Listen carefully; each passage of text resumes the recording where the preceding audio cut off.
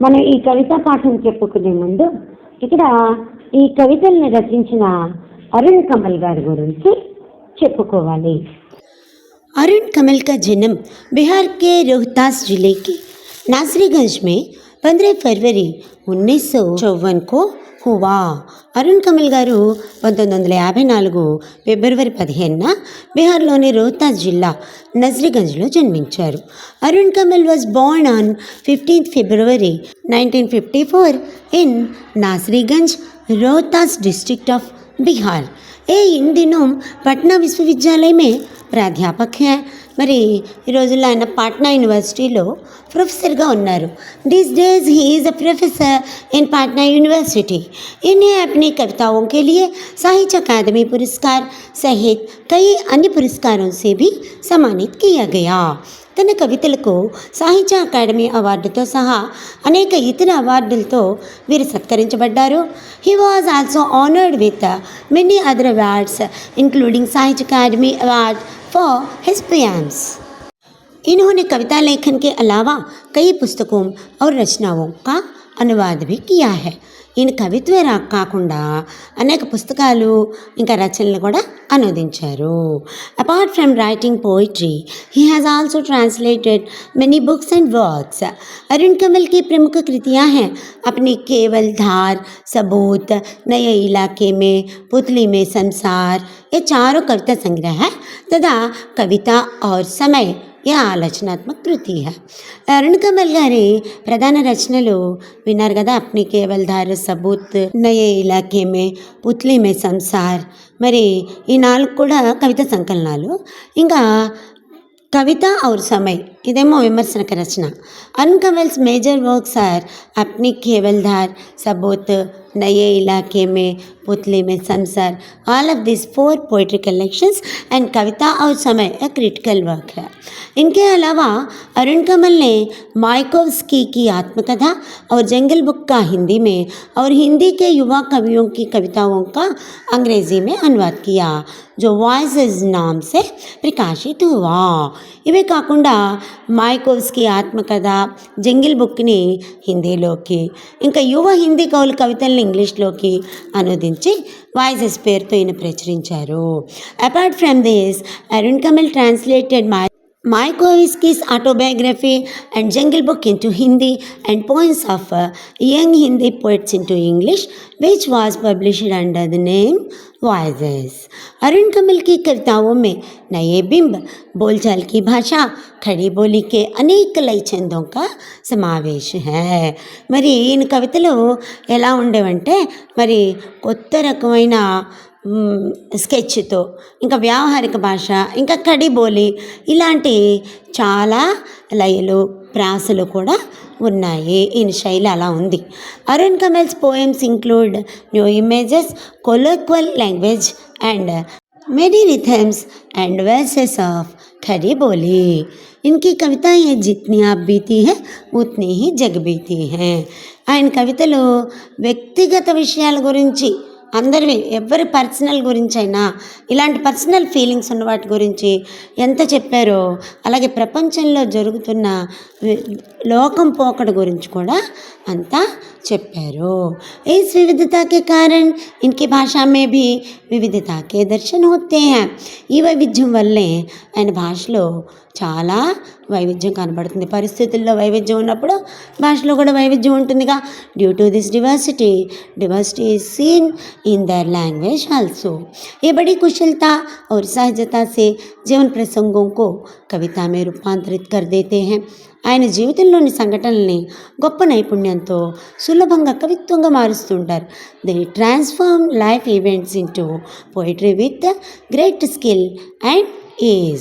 इनकी कविता में वर्तमान शोषण मूलक व्यवस्था के खिलाफ आक्रोश, नफरत और उसे उलटकर एक नई मानवीय व्यवस्था का निर्माण करने की आकुलता सर्वत्र दिखाई देती है।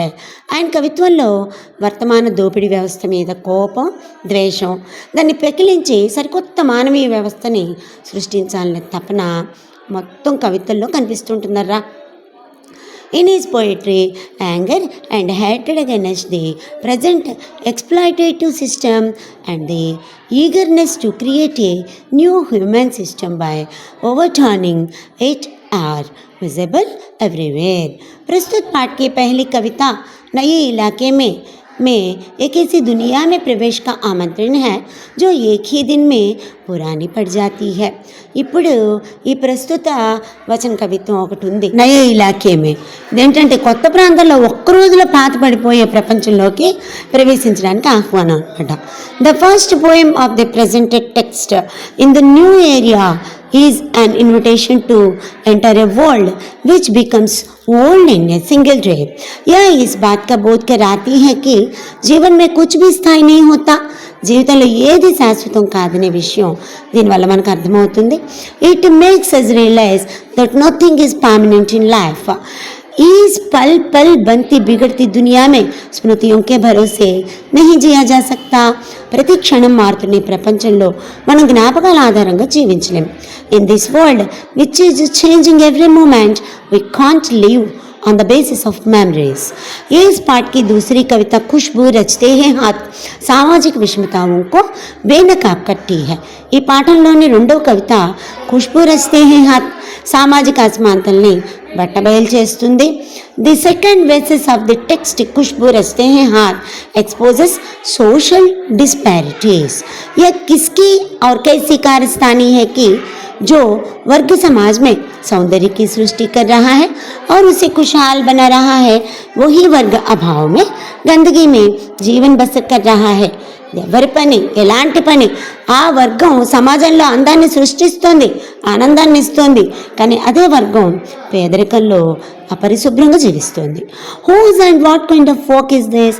ఎ class is creating beauty in the society and making it happy while the same class is living in poverty and filth. लोगों के जीवन में सुगंध बिखेरने वाले हाथ भयावह स्थितियों में अपना जीवन बिताने पर मजबूर हैं. ప్రజల జీవితాల్లో పరిమళాన్ని వెదజల్లుతున్న ఈ చేతులు భయంకరమైన పరిస్థితుల్లో జీవితాలను గడపాల్సి వస్తుంది. Hands spreading fragrance in people's lifes are forced to spend their lives in dreadful situations. क्या विडंबना है कि खुशबू रचने वाले ये हाथ दूर दराज के सबसे गंदे और बदबूदार इलाकों में जीवन बिता रहे हैं. సువాసనను సృష్టించే ఈ చేతులు అత్యంత మురికి దుర్గంధభరితమైన మారుమూల ప్రాంతాల్లో నివసించడం ఎంత విడ్డూరం. What and irony that these hands that create fragrance are living in the dirtiest and smelliest remote areas. स्वस्थ समाज के निर्माण में योगदान करने वाले ये लोग इतने अपेक्षित हैं. ఆరోగ్యవంతమైన సమాజ నిర్మాణానికి దోహదపడే ఈ వ్యక్తులు ఎంత నిర్లక్ష్యానికి గురవుతున్నారు. These people who contribute to building a healthy society are so neglected. ఆఖిర్ కబ్ తక్? చివరికి ఇలా ఎంతవరకు? Until how long? చూడండమ్మా, ఇప్పుడు మీకు ఈయన ప్రముఖ రచనల్లో మనకి ఇచ్చిన పాఠ్యాంశాలు నయే ఇలాకేమే, ఖుష్బూ రచతే హే హాత్. ఈ రెండిట్లో మొట్టమొదటిది నయే ఇలాకేమే అనే ఈ కవితని ఒకసారి చక్కగా కవితాగానం చేసి ఇది ఎలా పాడాలో ముందు అలా ప్రాక్టీస్ చేద్దాం, ఓకేనా?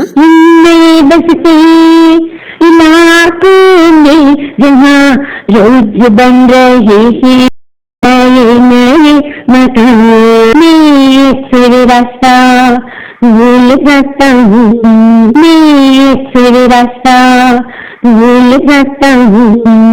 धोखा दे जाते हैं पुराने निशान, खोजता हूँ ताकता हिसल का पे, खोजता हूँ जहाँ हुआ घर और जमीन का खाली टुकड़ा जहाँ से बाएं मुड़ना था मुझे.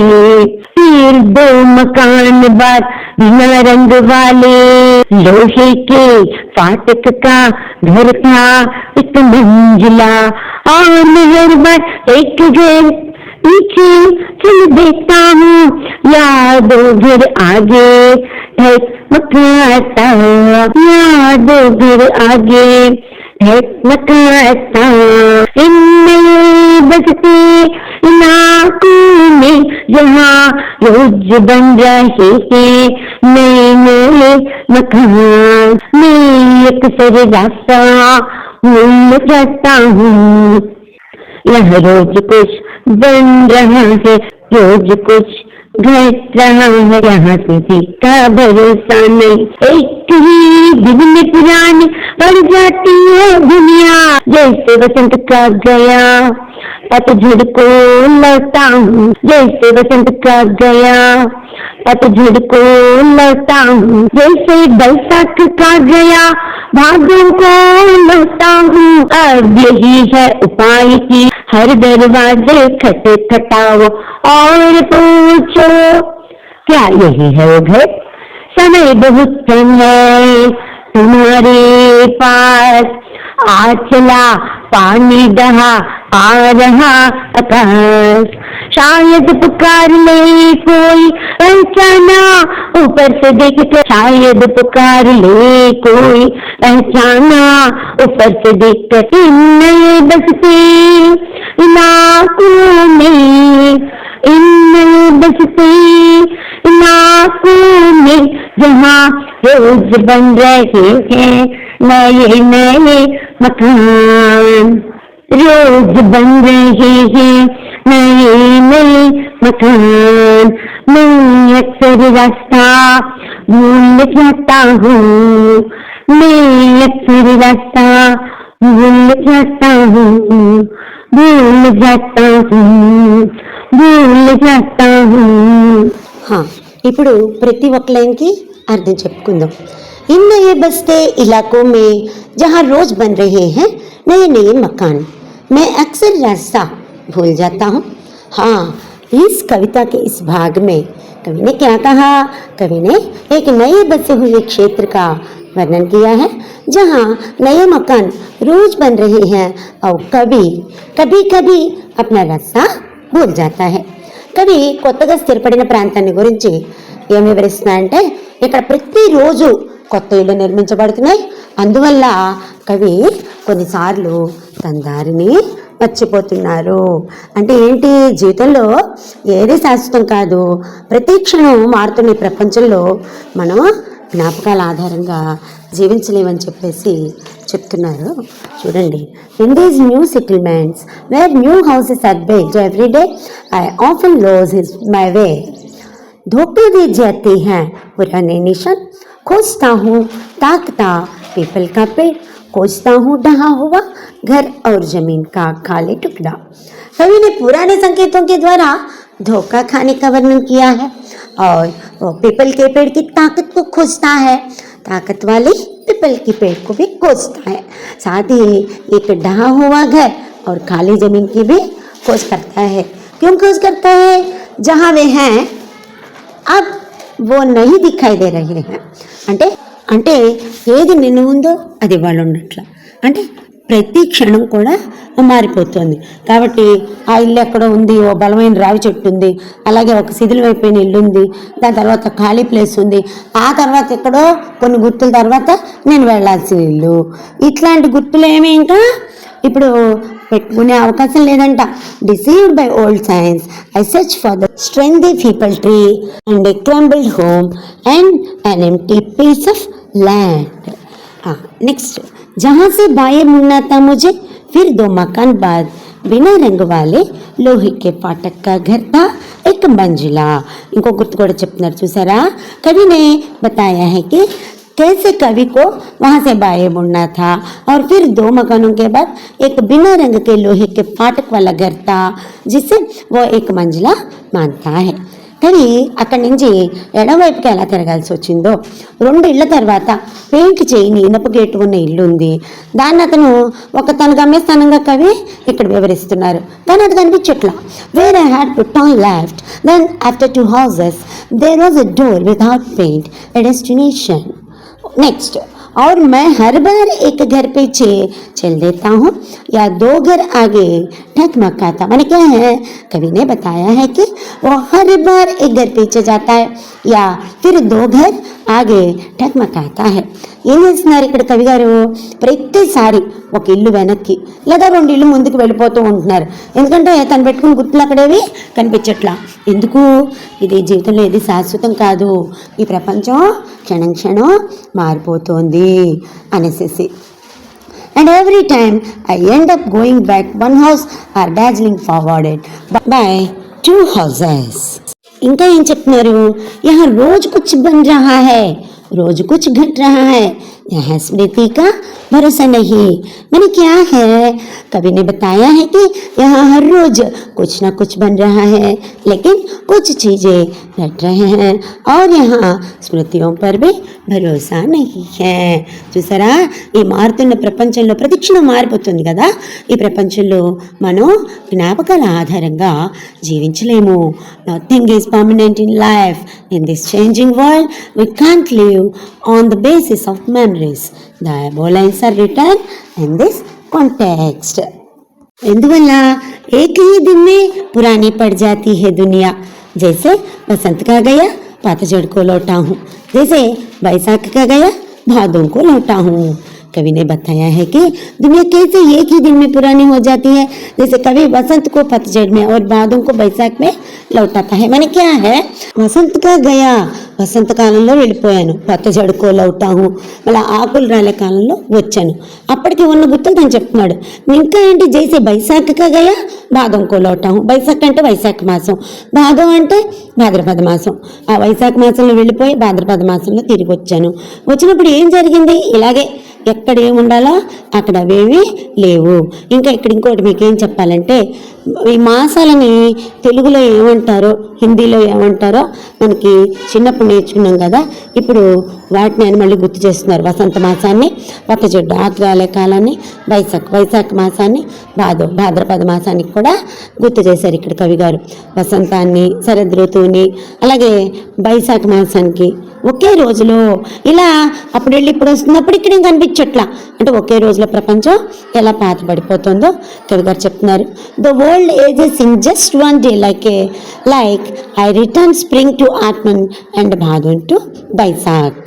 इंकेमुंदी अब यही है उपाय की हर दरवाजा खटखटाओ और पूछो क्या यही है वो घर. कवि ने समझाया है कि जीवन में हो रहे परिवर्तनों और अस्थायीता के सामना करने का सबसे अच्छा तरीका यही है कि हर संभावित द्वार पर खटखटाकर पूछे क्या यही वह घर है.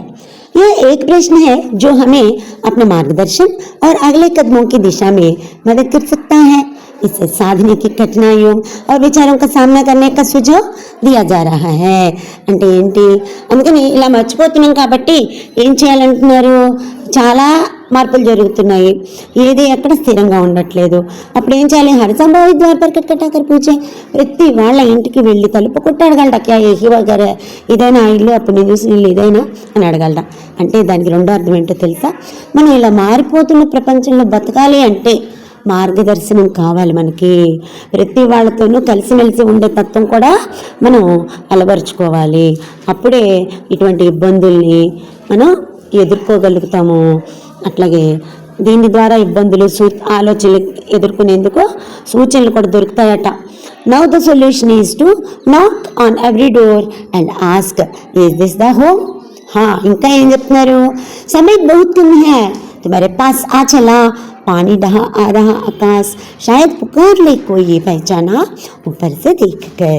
कवि ने समझाया है कि समय बहुत ही कम है और इस अत्यंत सामयिक पल में कवि ने किसी को अपने पास आने के लिए आमंत्रित किया है. ఏం చెప్తున్నారు? సమయం చాలా తక్కువగా ఉంది. ఈ సమయానుకూలమైన తరుణంలో కవి తన వద్దకు ఎవరినైనా రమ్మని ఆహ్వానించడంతో వివరిస్తున్నాడు. అంటే అర్థం ఏంటి? ప్రతి వాళ్ళని మనం ఇందాక చెప్పుకున్నాం, ఎలా ప్రతి ద్వారాన్ని వెళ్ళి కట్టి ఇదైనా అది అని అడగమని.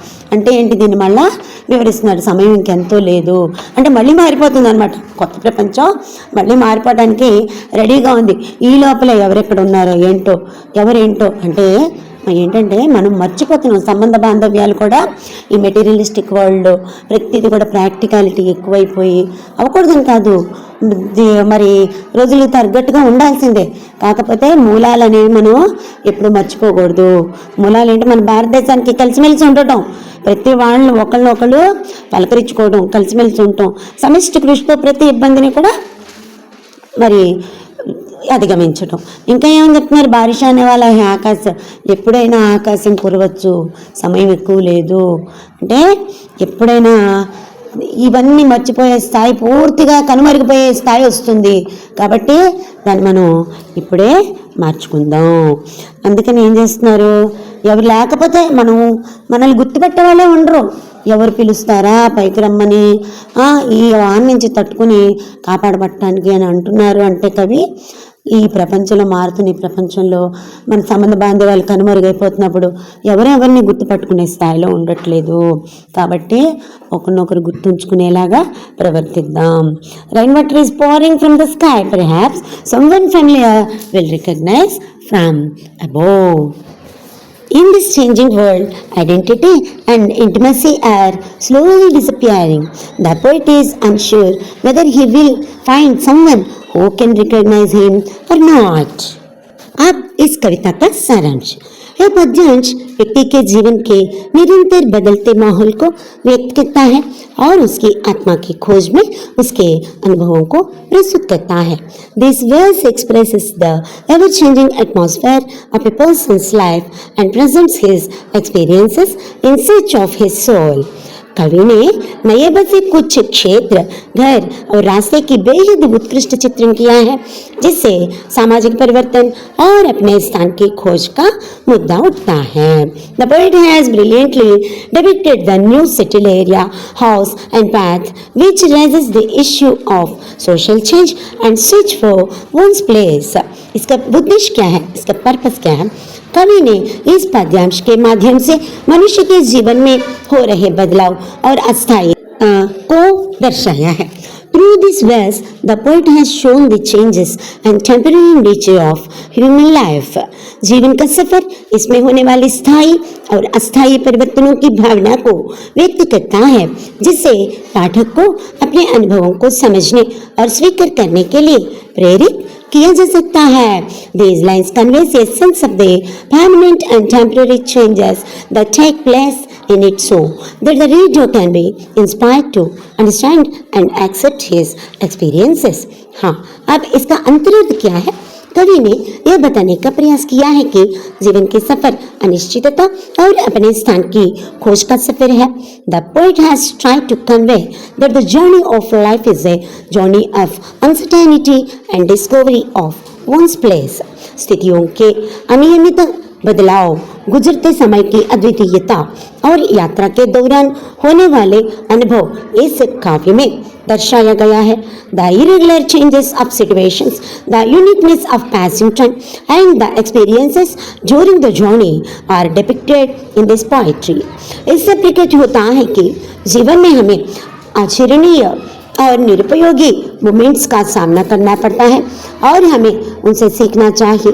This shows that in life we face worthless moments and we must learn from them.